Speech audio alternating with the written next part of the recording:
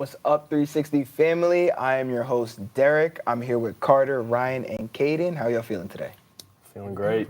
Feeling good, yeah. I think the energy's pretty high, you know? A lot of people are getting sick, though. Yeah, a lot of people are getting sick. A little sick.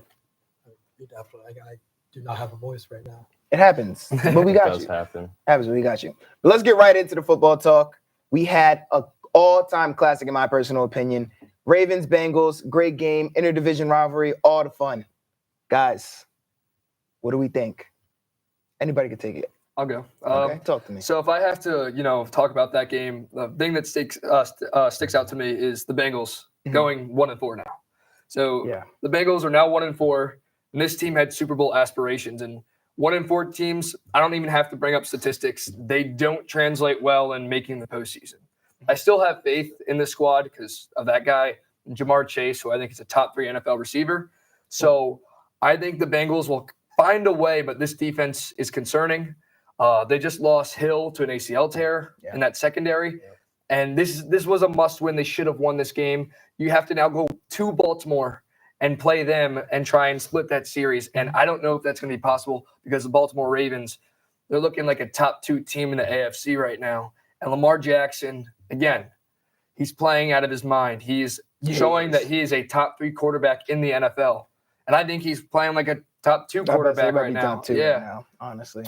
Yeah, I mean, that was a pretty inexcusable loss for the Bengals. You're up by 10, I believe, 3 times in the second half. They were up by at least 10 points. 10 with 5:42 left. Yeah, 38-28 with 9 minutes left in the fourth. And it's at this point, it's kind of, just like I said, inexcusable for them to blow these games. We see it over and over again. And this is a regular season Week 5 game. Yeah. We've seen it in every stage. We've seen it in the Super Bowl against the Rams with that, PI call. Obviously, that's kind of out of their hands, but you still got to execute. That AFC Championship game against the Chiefs where Mahomes gets popped on the sideline, gives them a field goal to win the game, go to the Super Bowl. You are in too many of these situations as a team year in, year out to still not have a handle on it. I mean, people forget they had a minute 35 and 3 timeouts after Justin Tucker tied the game. 3 timeouts in a minute 35 with Joe Burrow and Jamar Chase. I'm looking for 6. Like I think he got sacked play 1, if I'm not mistaken. Play 1 of the 2-minute drill. Lamar was cooking down the stretch. He was looking surgical through the air. Like Baltimore wanted that game, and they got that game. That's really what it boiled down to. I mean, if I'm being fully honest, I think Zach Taylor should be on the hot seat. I agree. It's just questionable decision decision, after questionable decision. You're 1-4. You have a talented team, and you're just not performing up to standard. And this is how many years now where they started the season roughly? I mean, you look at overtime where it was just 3 conservative runs. I think all of them up the middle. Joe Burrow has 5 touchdowns. Yeah. He was on a heater. Joe Burrow was on a heater. When you throw 5 touchdowns, you got to win. He had like an 80% completion percentage and they and going into the can't run fourth or ball. something like that. They can't run the ball. So they finished with 71 yards. Like, you just got to be able to run the football in the NFL, and they can't. So that doesn't help with like clock management and stuff. It's like your team, though. Yeah, hey, they're like we outrushed the Steelers last. Actually, let me not say we. They outrushed. I was not on separate the field. Entity. Okay, they could have used me though. We were a little banged up. I believe you. So we could transition there. How do you guys feel about the game last night between the Steelers and Dallas? The rain delay, I was snoozing. I was so the rain delay had me going. I'm not gonna lie. I can't lie. This sounds crazy. I watched that Miami Cal game. Woke up for the Vikings-Jets game and stayed up for the Steelers game. Jeez. Probably should have went to bed. But I was like, I have homework anyway. So I'll stay up. So I stayed up. I watched the game. And I regretted it because the game was not good. I mean, it really wasn't that great of a game. It was all right. It was all right. But, a lot of criticism is going to be on Dak. When you have the star on the helmet, you're going to get that criticism. And I think rightfully so. He didn't have a great game. But when it mattered most, Dak Prescott drove his team down the field, and he won the game for them. 4th and goal. Yes, he did. Yes, he did. 4th and goal. Dak Prescott did what he had to do. Oh, my. In Pittsburgh, in enemy territory, after a delay. That is a hostile environment. Raining, thunder, lightning. Zeus himself did not want the Cowboys there, but he said otherwise. Okay? Yeah. So I have a lot of respect for Dak Prescott. I don't like the Cowboys at all. They are not them boys, but Dak, you get a nice B performance grade, I would say. A B? If Jalen Hurts came in here with three turnovers on the next game, you guys would be slandering him. That's the point. You guys would be slandering him if Jalen Hurts came in here with 3 turnovers. Listen, you could Jalen Hurts probably doesn't win that game, though. Exactly. That's my point. People grill Dak about not delivering, not getting the wins. And when he does it, we want to talk about stats. He won. But when he won. Doesn't get the win. But a B is a B with 3 a B. My issue that first pick, there was something. Clearly, that CD Dak connection is not where it needs to be, and that's evident by the last 2 weeks. I don't think Dak did not just throw that football to no one for no reason. He thought someone was going to be there, and they weren't. They got to get Dowdle going. I feel like that's the key. Like a lot of people don't realize, like if you can't get that run game going, especially with Brandon Cooks out right now, they're going to put all their attention on CeeDee Lamb, and Dak's going to be, looking for somebody. And then Tolbert had some catches as well. Yeah, Tolbert got hurt in that game too. Went out, came back in, and got that game-winning touchdown. So, I mean, good for him. I'll let somebody else take it here. I mean, I was not necessarily impressed by either team last night, especially Dak until that last drive. Justin Fields too. People say he's getting better every week. He's developing every week. I still think he's the same old Justin Fields we've been seeing. No, he looked I think last night was example of that. I don't think that's all on him though. I think Arthur Smith is like he's throwing to Pickens and that's what. I mean, Freiermuth is not a scrub. I don't want to say that. He's not. But Arthur Smith, like, not a good coach. Not a good guy. Not a good coach. Not a good coach. In the NFL, they're down Micah. They're down Marcus Lawrence. They're down 2 starting cornerbacks. Run the ball. It should have looked. They didn't even get past 100. That's all I heard was, Steelers were going to run the football. Rain game. You finished with 92 yards. So clearly missed the memo on that one, Mike Tomlin. But my point is, they should have moved the football way easier against that Cowboys defense. That even with Micah and DeMarcus Lawrence was not good the past 4 weeks. I agree. So it doesn't all fall on Fields, but that's fair. So I do want to transition into something else. Before y'all go to the next slide, don't go to the next slide yet. This is a headline I just thought of.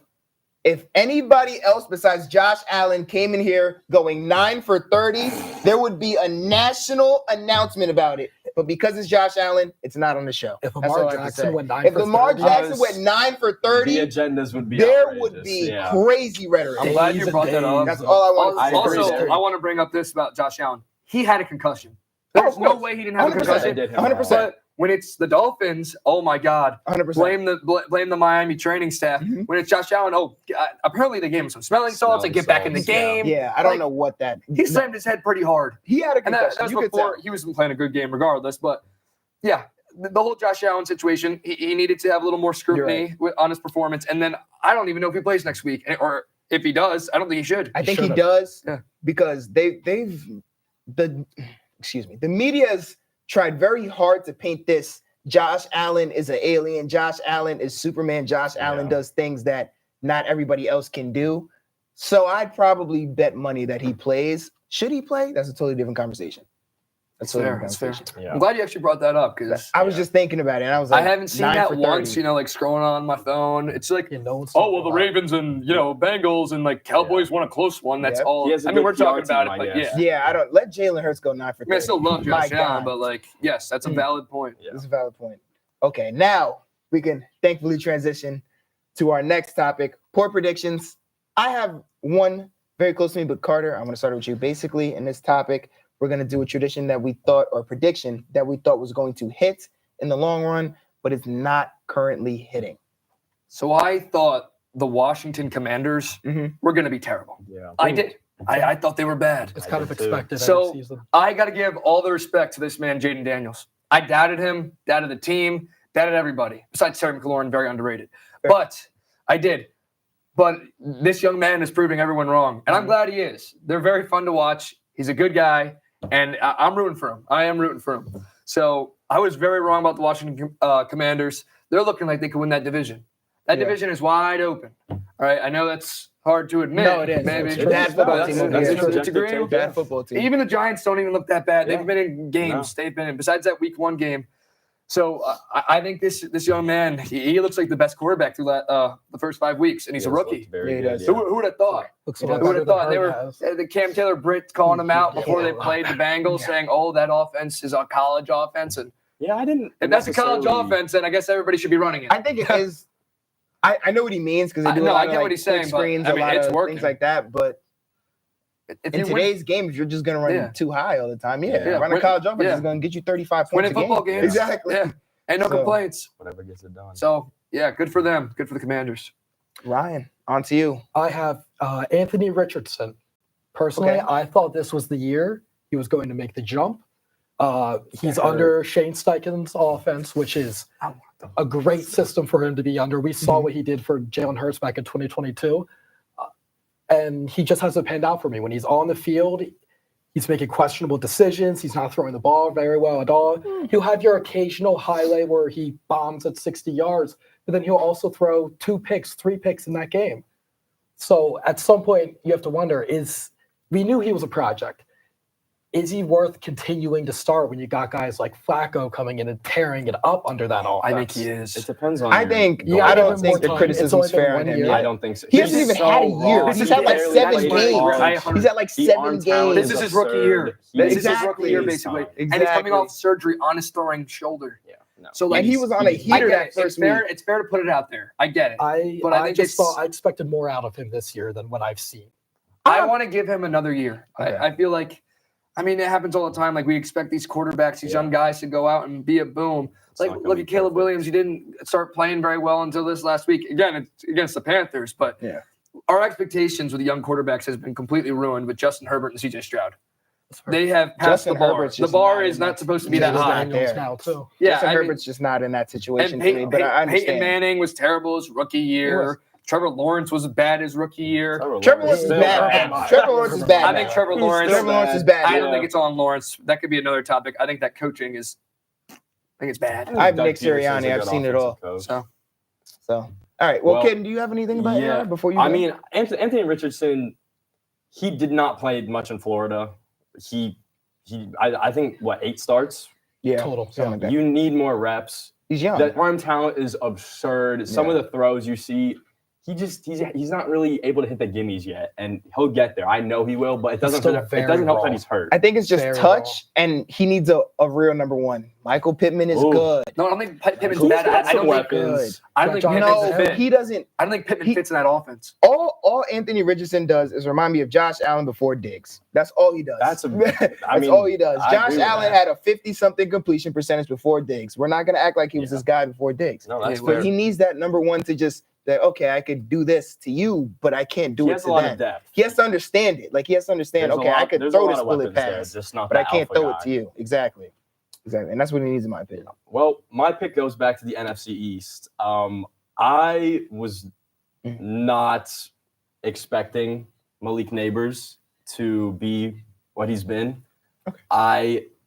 I am documented on this show, may I add, saying that Malik Nabers was the best wide receiver in college football last year. However, I did not think. You're wrong. It was Marv. He was better than Marv stats-wise. Malik Nabers was the most dominant wide receiver in college football last year.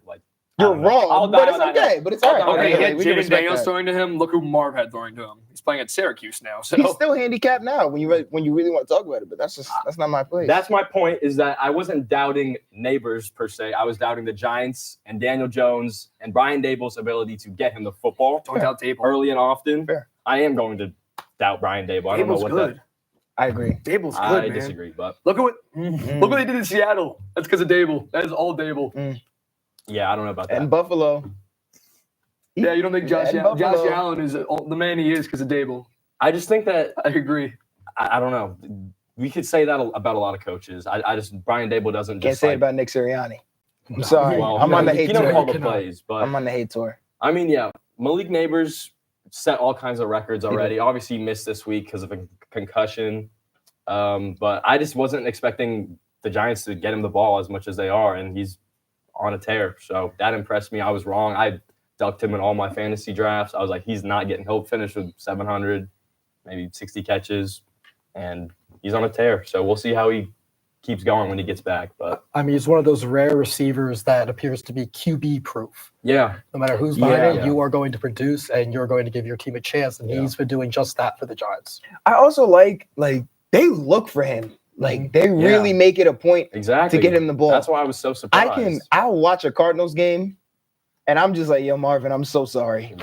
Yeah, like I'm actually so sorry because they'll target him twice in the first quarter, and then it'll be like fourth. Yesterday it was like 4th and 8, 4th and 4. He had a catch he hasn't had a target in 3.5 quarters, and then they throw it to him, and he makes the biggest play of the game. So it's like I just don't understand. Who's ever running cardio is Mark Andrews. He had like a little bit of the game. He got going compared to the end. He broke his leg. I know. He broke his leg. It's just it's different. And Likely is a monster, but they don't want to use him right yet, and that's okay. My poor prediction. Got to talk about my birds. Got to talk about the Eagles. Man, it just really hurts me. I get it. Yeah, it just really hurts me. I really thought that Jalen Hurts was going to put all the turnovers behind him this year. And even in the Falcons game, I was like, wow, this is a 2022 Jalen Hurts game. And then our defense sold after Saquon sold. But it's just like Jalen Hurts will play an 8 out of 10 game for 3.5 quarters. And then there's 2 plays where he's just going to turn it over. And I don't know what it is. Maybe it's coaching. Maybe he's in his head too much. I don't know what it is, but he's got to get it figured out. I still believe in him. I think he can get it figured out. 4 touchdowns, but he has like 7 turnovers on the year, picks and fumbles. It's not looking too good. Maybe we get our receivers back. He cleans that up, goes on a non-turnover streak. But I don't think Jalen Hurts has had a non-turnover game in like 10 plus games, like 10 to 13 games. That's a lot. Common denominator. And that's a lot. He plays well outside of those, I believe. Outside of those 3 plays, it makes no sense. Jalen Hurts. But those just set back the entire team. Yeah. And I'm disappointed in him. I thought there was all that hype about his the preseason practice no interception record that he set that I was seeing all over Twitter. And that's just completely out the window now because you're counting on him to have at least 1 or 2 turnovers a game at this point. Yeah. My thing with his turnovers, it's not like, oh, well, Hurts made a mistake. It's okay. It feels like whenever he turns the ball over, it's like, that is the worst turnover you could possibly make in this situation. Yeah. It's like which is crazy to say, but it feels like that. And in the red zone, too, I'm pretty sure I saw a study has 25% of all red zone turnovers by QBs, which, like, for the people that, don't do math that well, 1 in 4. Yeah. That's just not that good. That's not good at all, honestly. You can't turn the ball over. Yeah. And there are some plays where I'm like, okay, the receiver could have done this, but at the end of the day, it's just like, it just feels like an avalanche as a fan. You know what I mean? I also think that it's lazy to blame play calling. Like it's just easy to do it. I'm not blaming Kellen Moore. I think that Kellen Moore has kind of like, we had him for about 4 years, put up a lot of points, a lot of yards, but in situational football games, it never clicked. But that's not him. I've been watching us play situationally bad under Nick Sirianni for 3 years. Yeah. We just had Jalen Hurts on a heater, so he would cover it up. It's totally different. I just think that there's more gimmies in the scheme. Obviously, Steichen left, so you can't really do anything about that. He's gone. But we saw the best of Jalen Hurts under that scheme. Yeah. And I don't think that it's a scheme match for Kellen Moore. Maybe it's not doing hurt, but maybe it's not like harming, but I don't think it's helping. I got to see more games. I agree. It's still. I don't think I've seen. I don't think it's the scheme. I don't think it's the scheme. I don't think it's the scheme. I think it's up top. I think it's the coaching. I think him and Sirianni are just not. The players do like Sirianni as a person, but as a coach, I don't really see that respect. I think the leader of the locker room is him, not the coach. I agree, and that's concerning. He said in the not like concerning that he's a leader, but like concerning that the head coach really isn't looked at that. Locker room video said to his teammates, this is a player-run organization. It's a player-led team. I remember that. Love the discourse, but we got to get to our next topic. We will be going to the board for this. The order is Carter, Ryan, Kate, and me. It is the worst trades in NFL history. You'll be giving your personal hot take. Could be hot, could be cold, depending on who you are. Of the worst NFL take in history. Carter, kick it off. Okay, so for my worst trade in NFL history, it's going to be an interesting one because it's not necessarily like a bad transaction. Okay. It's what happened in that transaction. And that transaction has to do with this guy. So let's go back down memory lane, 2017 draft, 2016 draft. It's around that. And Bills have the 10th overall pick. So Buffalo Bills and Chiefs, they have some sort of rivalry. Well, the Chiefs didn't have the 10th overall pick, but Mahomes was taken with the 10th overall pick. How did the Chiefs get Mahomes? They traded with the Bills. Well, it looks like they're haunting the Bills for probably, the next 10 years because the Bills can't seem to beat the Chiefs when it matters. And this guy's got 3 Super Bowl rings already. And I'm not here to say the Bills were going to draft Mahomes or that's what they should have done. But it's kind of like, man, we really gave Andy Reid Patrick Mahomes. And that really stinks. Yeah. There's so many things we could say about other transactions where some other team won. It was a landslide on, who won the trade, who didn't.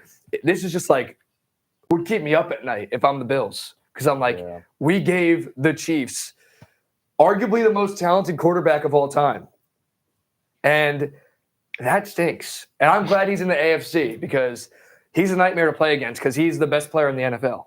So that is my worst trade. I mean, they still got Tre'Davious White and all that and a couple other great guys, but Tre'Davious White's not even he's not even on the squad anymore. Exactly. I think he was actually a healthy inactive for the Rams. He could have been. Last He's week. gone through 4 knee done. injuries. Yeah, though. I think he's unfortunately cooked. But unfortunately, I like it. That's what I had. There was also another criminal move in this draft when the Bears came up for Trubisky instead of Watson and Mahomes. Yeah, that's up there. That was this draft. Ryan, it's all on you. All right. So my pick for the worst trade ever, and I don't even think it's particularly close, is Deshaun Watson. $230 million guaranteed. 6 draft picks, 3 of them first, that went on to become players like Tank Dell, CJ Stroud, etc. On top of that, he is a scumbag. One of the worst of the worst. But they gave him $230 million guaranteed, and they're set back at least 5 years. Probably more. Dead cap hit of $60 million this year, something like that. So just Kip Baker. He's just nothing like how the player that he used to be. He's been miserable. He's one of the worst quarterbacks in the NFL. He's ranked 30th in QBR.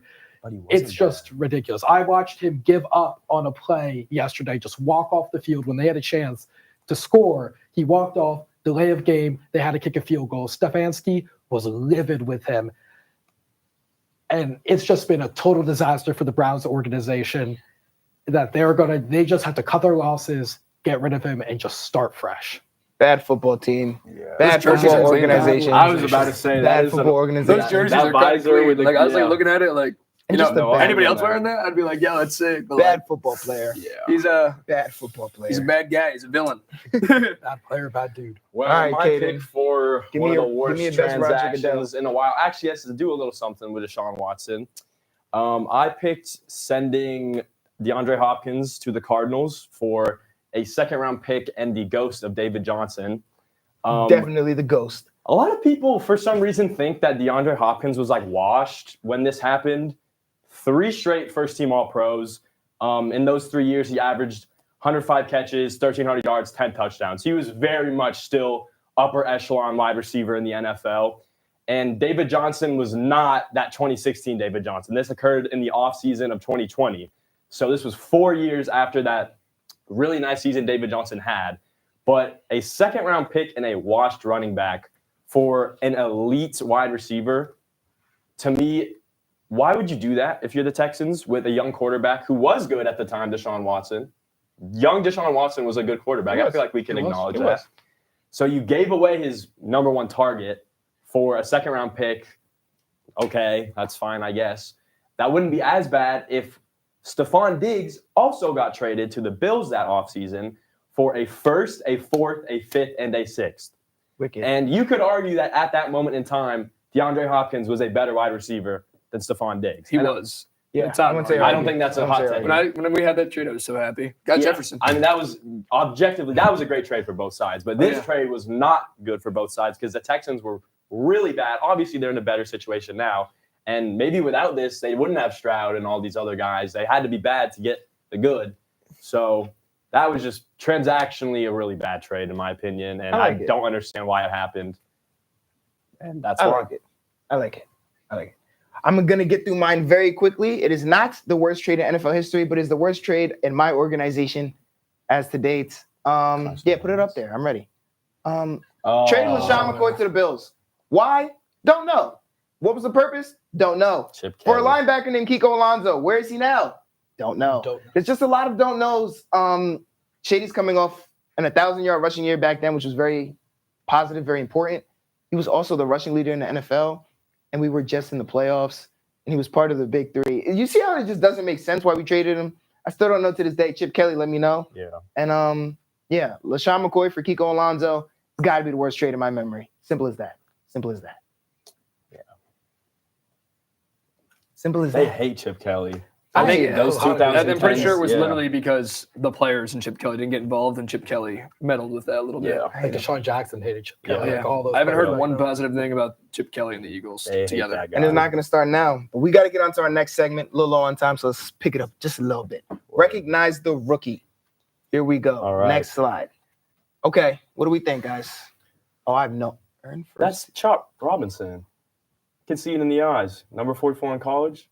In these Oh, okay. yeah. Big Okay. 10 honors for Steve. Okay. I think that's Chop Robinson. Lock it in. I'll roll with that. Lock it in. Yeah. Chop Robinson. Rookie. Please. Lock it in. There you go. Bang. That's There we great. go. That's good There stuff. we I couldn't be loud and There we wrong. go. I needed that. No, there we go. That's good. Man, that's right good. off the bat. Yeah, I That's saw it good. in the eyes, man. I like it. Oh, all right. that's Okay. Light Yeah. work. I mean, do we have to? Mr. I mean, Marv. yeah. Yeah. Maserati. I mean, Yeah. Maserati Maserati Marv. Maserati Marvin Harrison. I like it. Bang. Nice. Still better than the neighbors, but we'll get to there. Lord. Okay. Oh, I know who that is. Mr. Drake May. He listens to Rod Wave before games. That's that is I would definitely have May. never. Yeah. Because the brothers, too. I remember seeing Yeah. that video? Where Okay. the Telling you, brothers. it's the eyes, Yeah. man. I can just So tell. we're locking in Drake Yeah. May. Drake May. The numbers. of Lock North Drake May Carolina. in.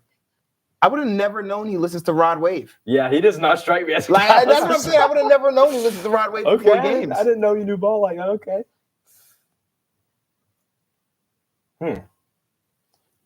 Oh, Caleb.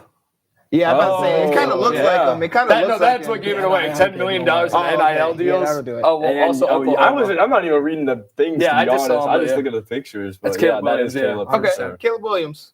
Lock it in. 4 for 4. Now we went Call 4 us for 4. Wendy's, man. If any other roster can do that, tell them to come see us. That's pretty good. Simple as that, because they can't. I don't think they can. I don't think they could I don't think either. so. On to tonight, our Monday night football predictions. We have Nola versus the Chiefs. How we feeling? You want to touch on this first? Yeah, I could touch on it a little bit. I think the Chiefs are going to win. I think they're going to win big. I know this is like a popular upset pick. Go ahead, do yourself a little Google search on the injury report. I know they're missing Rashee Rice, but I think it's worse for the Saints. You're going into Arrowhead, and that O-line's banged up. And Chris Jones, a Hall of Famer, is on the other side of that line, and he's going to eat them up. I think Chris Jones is going to be the MVP of that game. I think he's going to have a multi-sack game, and I think the Chiefs are going to win 30-16. Yeah. Okay, I like it. I'm with Carter on that. I don't think it's going to be. I think it's going to be closer. I said 24-17. I'll go more conservative. No Rashee Rice, like you said, concerns me. I think Mahomes loves going to him underneath. I think he had like 12, 14 targets last game, which is pretty dang good. But my biggest thing for this game is that we all know that the Saints' new coordinator, Kubiak, Right. he's doing well with that, Shanahan style offense. I like it.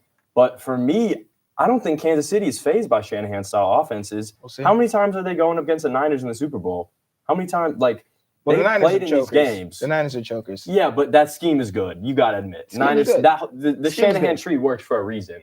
So I think they've seen these offenses. They're a little used to it, and I think that plays a big part in them winning the football game tonight, and which I think they will. 24-17. Talk to me, Ryan. I mean, I think the Saints have kind of come back to earth a little bit in recent weeks. Yeah. Like, how do you not put up major numbers against the Eagles defense? Mhm. I don't think the Chiefs have looked amazing, but they just keep winning games. And I think that's the hallmark of an elite team Okay. that just knows how to win no matter what. And I look at this and I just think Mahomes and Chiefs win pretty easily. I'm thinking 24-10. Okay. 24-10, 24-13. Okay. So y'all know my character. Got to be different. Give me Nola. Okay. Give me Respect Nola. that. I'm gonna go. You think Derek Carr's gonna win an Arrowhead? I don't like Derek Carr. Don't ask me that. Give me Nola. I'm If this gonna was go. in Nola, I would I'm gonna go 24-17. Okay. I'm gonna choose your score, but I'm gonna go 24-17. I think Travis Kelce has a big game though. I can think see Travis it. Kelce He has has to. to. Who He's- I think else he is has a right big now? game. I think he has a big game. Juju. I think Kareem Hunt is due. I think they're going to use him in the passing He's they game. in my might. lineup, and one of I my think they're going to use him in the passing so game a little more. They might. need that. I don't. I'm Travis is on my team. He has a good game. I have a good game. Let's keep it There you there. go. Let's keep That's it fire. there. Well, guys, this was It's a great show. Great show. pretty fun. Good. I had a good time. Are we surprised? Yeah, fun. I'm not. I'm not. We Just went this- 4 for 4. It's the standard that we just hold Likewise, ourselves Wendy's, to. baby. The standard. You know, Nick Volpe, he helps create the standard. We maintain the Shout standard. out Volpe, man. I think that's it. All right, guys. Well, I'm Derek, Ryan, Caden Carter. We're 360 Sports. Do we have a show tomorrow that we want to show? Yeah. We do? Okay, cool. I didn't want to. College College football, baby. We have college football tomorrow. Definitely tune in. Jeremiah Smith, Ryan Williams, Travis Hunter, Shador Sanders. Am I missing anyone? Cam Ward. Ewers, is he back now, right? Yeah, I think he is. Yeah. Genty. They play That Georgia guy's a this week? monster. Or is that He's next a week? monster. Ooh, He's a that's monster. going to be a good one. He's good. And they keep sitting him. For real. 4? Oh, Oh, who am yeah, I Penn bringing? State is Oh, we're yeah. We're not going to talk Penn too much State- about I'm that. sorry, I'm sorry. Until final sorry. score comes in I'm against like a Penn little- State, USC. Penn Yeah. State is number 4. That's no, everybody crazy. I'm needs sorry, to that's take a a little, picture. worried about it. Everybody, let's go Crazy. take a picture of this. This is great. Anyway, Just beat USC. we've had a Literally. great time with y'all at 360 Sports. I'm Derek. You know their names. Hopefully I said it a lot. You got us. Thank you guys. Hope to see you next time.